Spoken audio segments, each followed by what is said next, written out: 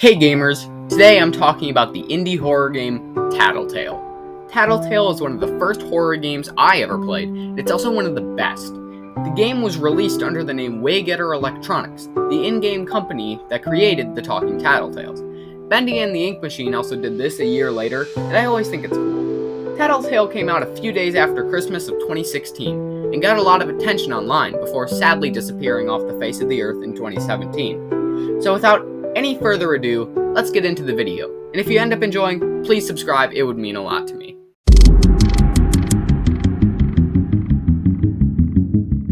The story of Tattletail is both creepy and entertaining. We play as a kid who opens their Christmas present 5 days early and plays with it each night before going to bed.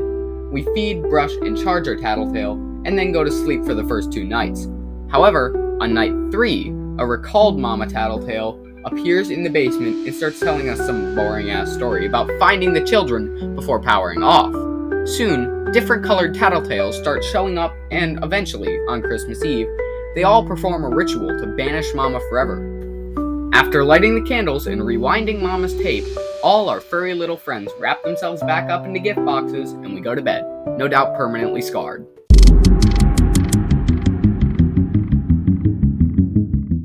The gameplay of Tattletail is one of its weaker points, as much as it pains me to say that, but that's not to say that it's bad. It just gets boring and a little repetitive at times.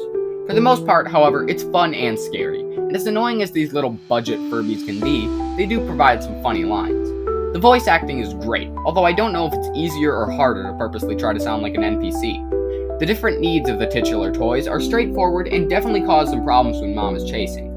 The ritual on Christmas Eve is a challenging but fun experience, and Tattletail's chanting only adds to the tension. There are colored eggs hidden around the house each night, and collecting all of them will give you the good ending. Failing to collect all of them will give you the bad ending and end the game in a jump scare. There's another secret ending too. If you jump onto the roof and over the fence and then fall off the map, it'll end the game. Better yet, doing this with Tattletail will give you a secret voice line. The sound design in Tattletail is incredible and perfectly creates tension and fear. A lot of YouTubers I've seen play this game have literally been jump scared by the sound effects alone. The sound design is no doubt one of the best aspects of Tattletail. In all, the game is solid, just a little slow at times.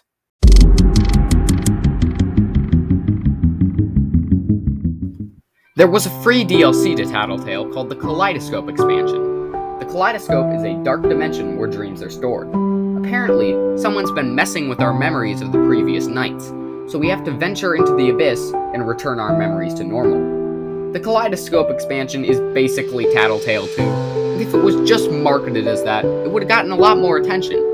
A lot of people know about Tattletail, but barely any know about this DLC. The Kaleidoscope expansion was released in 2017, just after Tattletail vanished, so most of the YouTubers who played the first game didn't bother to check it out, which is sad because the expansion wasn't bad at all, and if more people had played it, maybe the game might still be relevant.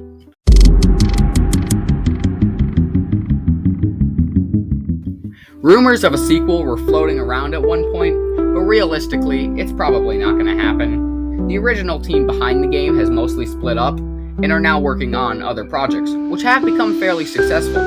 In fact, one of the devs' newer games actually included a Tattletail Easter egg, so at least it's proof he didn't forget about it.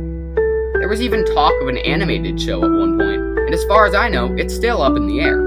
I'm personally hoping that since both Bendy and Poppy Playtime are getting their own movies after FNAF, that maybe a Tattletail movie could someday exist. Unfortunately though, it's very unlikely.